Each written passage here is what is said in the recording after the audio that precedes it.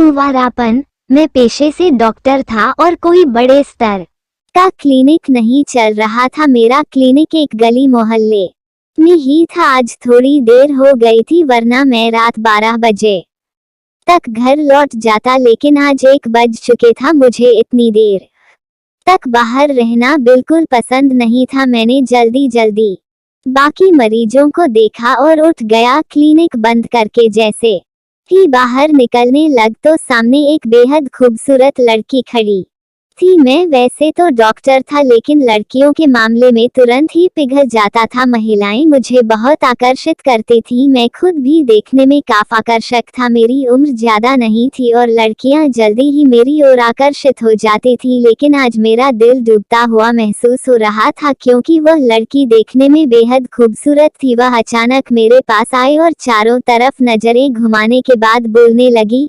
Doctor साहब, मुझे आपसे एक जरूरी बात करनी है। मैंने उसकी तरफ देखा और सिर हिलाते हुए कहा, जी बोलिए, आपको क्या बात करनी है।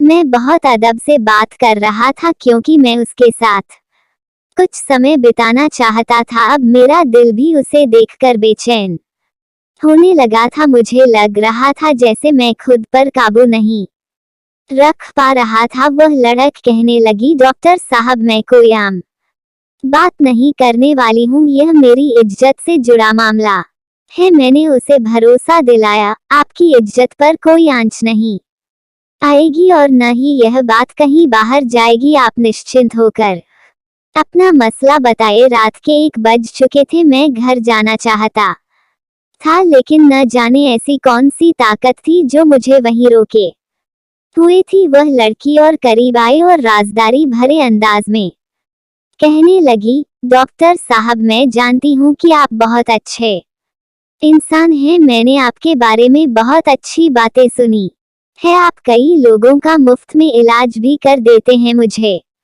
आपसे एक जरूरी बात करनी थी। दरअसल मेरी शादी में कुछ ही हफ्ते बाकी हैं, लेकिन मैं अपना कुंवारापन खो चुकी हूँ। मैं मानती हूँ कि यह एक लड़की के लिए बहुत जरूरी चीज होती है। शादी की पहली रात जब मेरे पति को पता चलेगा कि मैं कुंवारी नहीं हूँ, तो वह अगले ही दिन मुझे तलाक दे देगा। मैं नहीं चाहती कि मुझे तलाक का दाग लेकर जिंदगी गुजारनी पड़े। इसी वजह से मैं आपके पास आई हूँ कि आप कुछ भी करके मेरा कुंवारापन वापस ला दें। मैं भी थोड़ा रंगीला किस्म का इंसान था और वह लड़की पूरी तरह से मुझे अपनी और खींच चुकी थी। जब उसने बताया कि वह अपना कुंवारापन खो चुकी है, तो मैं समझ गया था कि यहाँ मेरा काम बन सकता है। अगर मैं उसका कुंवारापन वापस ला दूंगा, तो इसके बदले में वह मुझे अपनी नजदीकियां के कुछ पल तो दे ही सकती है। मेरे दिमाग में बहुत कुछ चल रहा था। मैंने तुरंत उसे यकीन दिलाते हुए कहा, बदले में वह मुझे अपनी नजदीकियां के कुछ पल तो दे ही सकती है। मेरे दिमाग में बहुत कुछ चल रहा था। मैंने तुरंत उसे यकीन दिलाते हुए कहा, तुम डरो मत और घबराने की कोई जरूरत नहीं है। तुम बिल्कुल सही जगह आए हो। मैं तुम्हारा हर हाल में इलाज करूंगा। बस कुछ ही दिनों में तुम्हारा कुंवारापन वापस आ जाएगा और तुम्हारा पति तुम्हें किसी भी हाल में तलाक नहीं देगा। मेरी यह बात सुनकर वह लड़की अचानक बहुत खुश हो गई और फौरन ही मेरे साथ क्लिनिक के अंदर दाखिल हो गई। मेरा दिल जोर जोर से धड़कने लगा। उसकी आवाज मेरे कानों में गूंज रही थी। मुझे डर भी लग रहा था कि अगर किसी ने मुझे इस हाल में देख लिया तो मेरी बहुत बदनामी होगी। इस मोहल्ले में मेरी काफी इज्जत थी। लोग मेरे बारे में बहुत अच्छा सोचते थे। मेरा इलाज लोगों को फायदा पहुंचाता था और वे मुझे पसंद करते थे। वह लड़की क्लिनिक के अंदर आकर एक जगह चुपचाप बैठ गई। मुझे हैरानी इस बात की थी कि उसने आने के लिए रात का समय क्यों चुना। वह बेहद खूबसूरत थी, लेकिन उसे यहाँ आने से जरा भी डर नहीं लग रहा था। आखिर वह किस काम के लिए आई थी और उसके साथ कोई भी नहीं था। यही बातें मुझे सोचने पर मजबूर कर रही थी। सच ही कहते हैं कि जब एक मर्द और औरत अकेले होते हैं तो उनके बीच तीसरा शैतान होता है, और इस वक्त मुझ पर वह शैतान पूरी तरह हावी हो चुका था। मैं यह मौका गंवाना नहीं चाहता था। मैं उसके पास जाकर बैठ गया और उससे बातचीत करने लगा। मैंने उससे पूछा, तुमने अपना कुंवारापन कैसे खो दिया। वह कहने लगी, शादी से पहले मेरा एक प्रेमी था जिसके साथ मैं बहुत आगे बढ़ चुकी थी। मैंने उसके साथ ताल्लुक भी बना लिए थे, लेकिन जब शादी का वक्त आया तो उस कमीने इंसान ने शादी करने से इनकार कर दिया और उल्टा मुझे चरित्रहीन कहकर छोड़ दिया और अचानक मेरे लिए बहुत अच्छे रिश्ते आने शुरू हो गए। मुझे समझ ही नहीं आ रहा था कि यह सब मेरे साथ क्या हो रहा है। उन्हीं दिनों मेरे लिए एक बहुत अच्छा रिश्ता आया जिसे मेरे माता पिता ने बिना किसी हिचकिचाहट के स्वीकार कर लिया और मेरी शादी उस व्यक्ति से तय कर दी। अब मुझे इस बात की चिंता थी कि अगर उसे पता चल गया कि मेरा कुंवारापन पहले ही समाप्त हो चुका है तो वह मुझे तलाक देने में सिर्फ कुछ सेकंड लगाएगा। मैं नहीं चाहती कि मेरी जिंदगी इस तरह बर्बाद हो। वो लड़की अपनी नजरें झुकाकर मुझे अपने बारे में सब कुछ बता रही थी। मैं कुछ कहता इससे पहले ही वो मुझसे कहने लगी, मैं आपको दिखा सकती हूँ कि मेरा कुंवारापन कैसे खत्म हुआ। मेरी आंखें अचानक चमक उठी क्योंकि मुझे अपना मकसद पूरा होता हुआ नजर आ रहा था। मैंने उसकी कहानी में कोई दिलचस्पी नहीं दिखाई, मैं तो बस अपने मौके की तलाश में था। जैसे ही उस लड़की ने कपड़ा हटाया मेरी जान हलक में आ गया। वह लड़की तो मेरे साथ कुछ और ही करने की योजना बना रही थी। जैसे ही उसने कपड़ा हटाया मैं पूरी तरह बर्बाद हो चुका था। उस लड़की ने मेरे साथ क्या किया मुझे खुद नहीं पता था। मैं तो उसके साथ ताल्लुक बनाना चाहता था, अपने गलत इरादों को पूरा करना चाहता था, लेकिन आज मुझे इन सभी चीजों का जवाब भगवान ने सूद समेत लौटा दिया था। वह लड़की कौन थी यह मुझे समझ नहीं आ रहा था। वह कहां से आई थी मैं यह भी नहीं जानता था। उस मेरी इज्जत को मिट्टी में मिला दिया था। मैं उस लड़की से बदला लेना चाहता था, लेकिन मेरे दिल में खुद एक खोट था।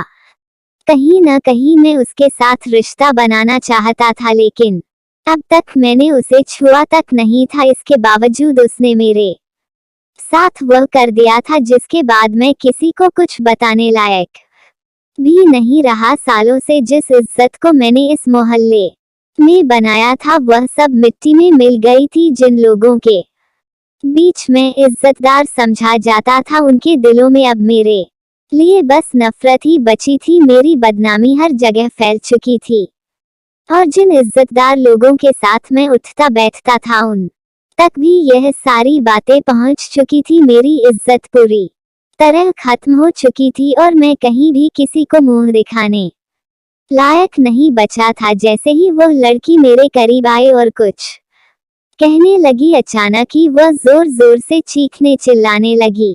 मैं डर के मारे सहम गया और उस दृश्य को आश्चर्य से देखने लगा। मैं जो अब तक उसके बहुत पास बैठकर उसकी सारी बातें सुन रहा था, घबराकर अपनी जगह से उठा और दूर जाकर बैठ गया। मेरा दिमाग बिल्कुल काम नहीं कर रहा था। वह लड़की तेज तेज आवाज में लगातार चीख रही थी और उसकी चीखों से मैं बुरी तरह घबरा गया था। मुझे समझ नहीं आ रहा था कि उसे अचानक क्या हो गया। मैं डर के मारे एक कोने में खड़ा हो गया। उसकी चीखें इतनी तेज थीं कि आस पड़ोस के लोग तुरंत ही मेरे क्लिनिक के अंदर भागते हुए आ गए कि आखिर ऐसा क्या हुआ है जिसकी वजह से यहाँ से एक औरत की चीखने की आवाजें आ रही हैं। जैसे ही कुछ मर्द मेरे क्लिनिक में दाखिल हुए वह औरत तुरंत ही उनके पीछे जाकर छुप गई और रोते हुए कहने लगी, यह आदमी मेरी इज्जत पर हाथ डाल रहा था। मैं तो यहाँ सिर्फ दवाई लेने आई थी, लेकिन इस आदमी ने मेरे साथ गलत करने की कोशिश की, जबकि मुझे कुछ समझ ही नहीं आ रहा था कि यह सब मेरे साथ अचानक क्या हो गया। मैं तो बस चुपचाप खड़ा था, लेकिन मेरा दिल डर से बैठा जा रहा था। मेरे हाथ पांव डर के मारे कांप रहे थे। मेरा पूरा शरीर थर थर कांप रहा था, क्योंकि मैं जानता था कि लोगों की नजरों में मेरा किरदार बहुत अच्छा था, लेकिन यह औरत मुझे सबके सामने बदनाम करने पर तुली हुई थी। तभी एक आदमी गुस्से से भड़कते हुए बोला, मैंने पहले ही कहा था कि इस बदमाश इंसान को हमारे मोहल्ले से फौरन निकाल देना चाहिए। इसकी नीयत हमारी औरतों उसके लिए ठीक नहीं है, लेकिन मेरी बात किसी ने नहीं सुनी। और आज देखो, इस आदमी ने एक मासूम लड़की की इज्जत पर हाथ डालने की कोशिश की है। वो लड़की और भी जोर जोर से रोते हुए कहने लगी, इस आदमी ने मेरी इज्जत पूरी तरह बर्बाद कर दी है। अब मैं किसी के लायक नहीं रही। हफ्ते भर बाद मेरी शादी है और इस आदमी ने मुझे कहीं का नहीं छोड़ा। वह इतनी जोर से रो रही थी कि मुझे लगा जैसे मैं जमीन में धंसता जा रहा हूँ। अचानक एक आदमी गुस्से में मेरी तरफ बढ़ा। मैं बुरी तरह हड़बड़ा गया। मैंने खुद को छुड़ाने की कोशिश की, लेकिन वह आदमी काफी ताकतवर था। बल्कि अब तो 2-3 और लोग भी उसके साथ आ गए थे और उन्होंने मिलकर मुझ पर टूट पड़े। मुझे समझ नहीं आ रहा था कि मैंने ऐसा क्या कर दिया जिसकी वजह से मेरे साथ यह सब हो रहा था। मेरे मन में उस लड़की के लिए गलत ख्याल जरूर आए थे, लेकिन मैंने उसके साथ कुछ गलत नहीं किया था। उन लोगों ने मुझे पकड़कर मेरे क्लिनिक से बाहर धक्का दे दिया और फिर गली के बीचों बीच ले गए। लोग अपने घरों से झांककर देख रहे थे कि बेजान सा जमीन पर पड़ा हूं, तो वह तुरंत हमारे बीच आकर कहने लगी, अब बस इस आदमी को छोड़ दो। इसने मेरे साथ जो जुर्म किया है उसकी सजा इसे हर हाल में मिलेगी। मैंने फैसला कर लिया है कि मैं इसी से शादी करूंगी, क्योंकि अब मुझसे कोई शादी नहीं करेगा। यह सुनते ही मैं गुस्से से तिलमिला उठा। मैं पहले ही इतनी मार खा चुका था, लेकिन इसके बावजूद मुझ में इतनी ताकत थी कि मैं इस लड़की का सामना कर सकता था। मैं तुरंत अपनी जगह से उठा और गुस्से में दहाड़ते हुए बोला, मैं कुछ भी कर जाऊंगा, लेकिन तुम जैसी बदचलन औरत से शादी नहीं करूंगा। यह औरत अपने कुंवारापन के खोने की वजह से मेरे पास आई थी ताकि मैं इसका इलाज कर सकूं, लेकिन मुझे नहीं पता था कि यह मुझ पर ही इल्जाम लगाकर मेरी इज्जत को मिट्टी में मिला देगी। मैं किसी भी हालत में इससे शादी नहीं करूंगा। तभी एक बुजुर्ग आदमी ने उस लड़की के सिर पर हाथ रखा और उससे पूछा, बेटा क्या तुम सच में इस आदमी से शादी करना चाहती हो?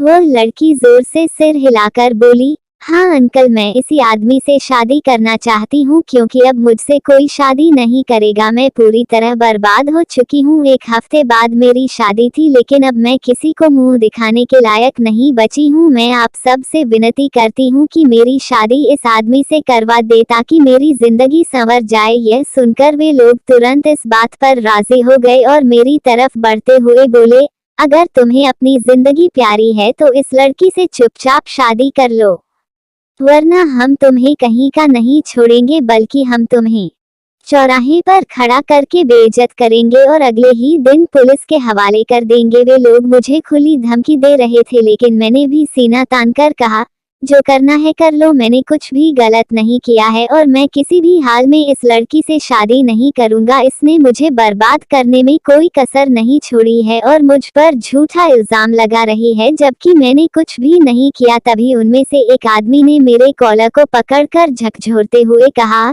तुम्हें अपनी जिंदगी प्यारी नहीं है क्या?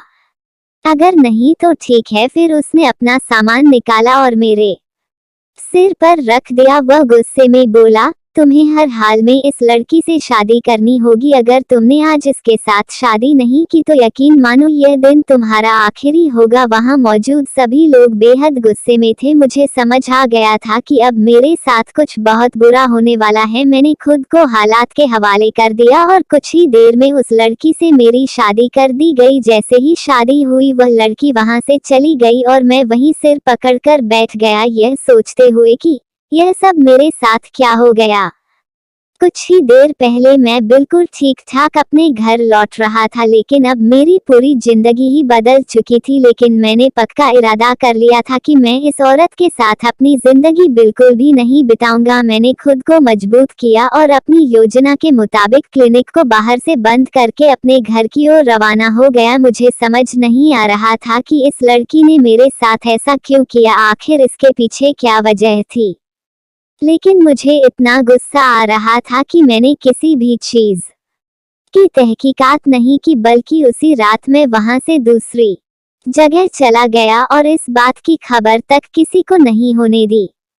अब मैं किसी और जगह जाकर अपना नया क्लिनिक शुरू करने वाला था। वैसे भी मेरा इरादा पहले से ही दूसरी जगह क्लिनिक खोलने का था, लेकिन जब मुझे इतना बड़ा मौका मिला तो मैंने बिना देर किए खुद को हालात के हवाले कर दिया और वहां से चला गया। मुझे नहीं पता था कि उस लड़की के साथ आगे क्या हुआ, वह दोबारा आए या नहीं, लेकिन अब मैं किसी भी मुश्किल में नहीं फंसना चाहता था, इसीलिए मैंने बहुत दूर जाकर नई जिंदगी शुरू कर दी। समय का काम है गुजरना और वह अपनी रफ्तार से गुजर ही रहा था। जिस मोहल्ले में मैंने अपना नया क्लिनिक खोला वहां के लोग मुझे बिल्कुल भी नहीं जानते थे, सब मुझसे बहुत इज्जत से पेश आते थे। लेकिन इन सब घटनाओं के बाद मैंने एक चीज जरूर सीख ली थी, कभी भी किसी औरत पर आंख मूंद कर भरोसा नहीं करना और न ही उसे इतना हक देना कि वो मेरी जिंदगी को बर्बाद कर सके। मैं रात के 11 बजे के बाद अपना क्लिनिक बंद कर देता था ताकि कोई भी मुझ पर गलत इल्जाम न लगा सके। समय बीतता जा रहा था, लेकिन फिर भी मेरी शादी में मौजूद वह लड़की अक्सर मेरे ख्यालों में आ जाती थी। मैं सोचता था कि उसने मेरे साथ ऐसा क्यों किया, उसने मेरे इतने सालों की इज्जत मिट्टी में क्यों मिला दी, मेरे साथ ही ऐसा क्यों हुआ।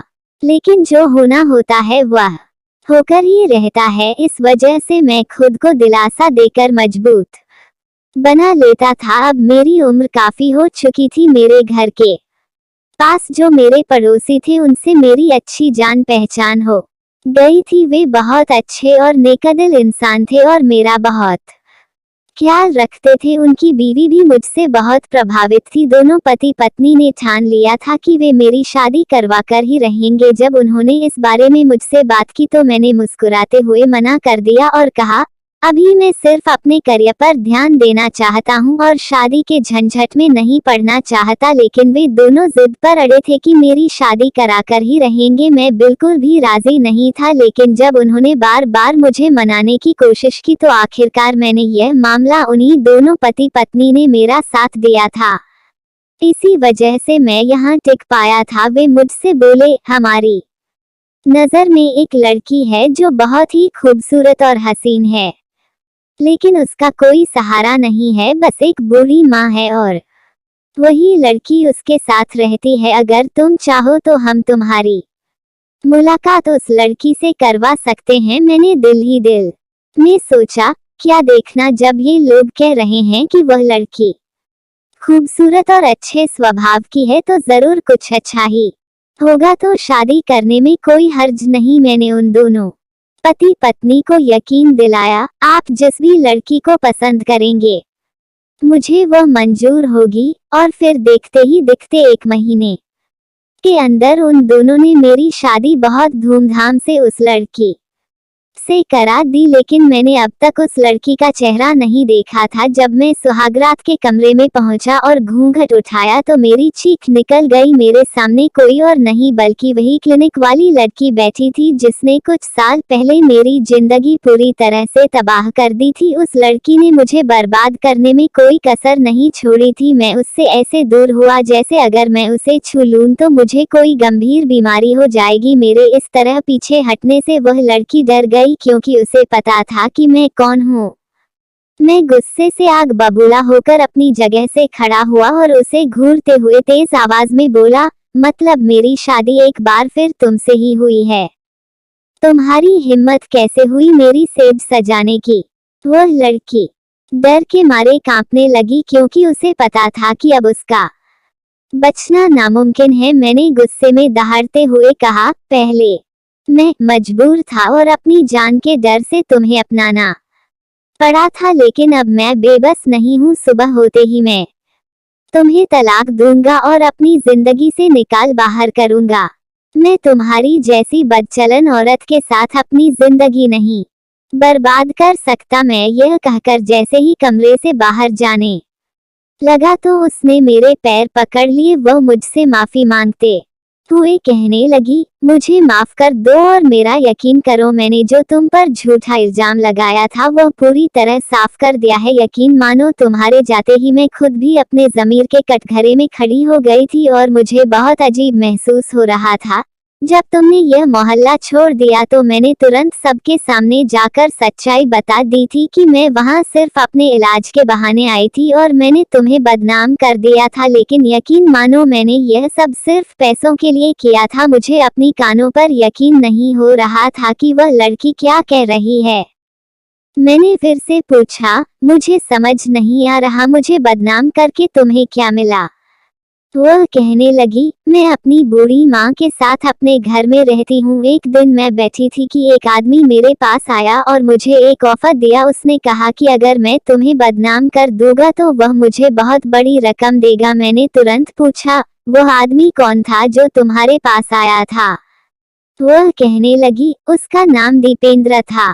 फिर उसने बताया कि दीपेंद्र ने कहा था कि तुम्हारी उससे कोई दुश्मनी है जिस वजह से वह तुम्हें सबके सामने बदनाम करना चाहता है। मैं चुप हो गया और सोचने लगा कि आखिर यह दीपेंद्र कौन है जो मेरी जिंदगी बर्बाद करना चाहता है। अचानक मेरे दिमाग में एक परछाई आई।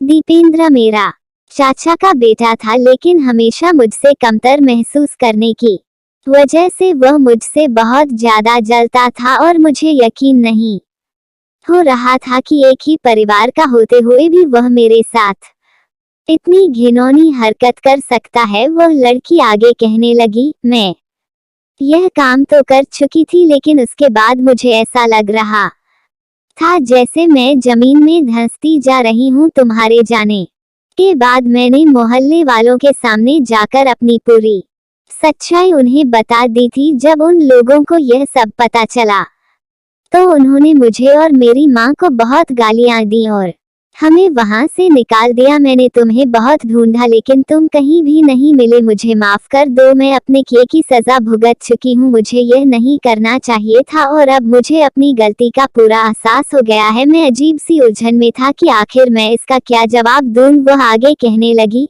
अगर तुम मुझे तलाक दे दोगे तो मेरी बूढ़ी माँ यह सदमा बर्दाश्त नहीं कर पाएगी और मर जाएगी। तुम मुझे तलाक मत दो, मैं चुपचाप तुम्हारे घर मैन कर देता, लेकिन आखिर मैं भी एक मर्द ही था ना, और कब तक अपनी बीवी से दूर रह सकता था।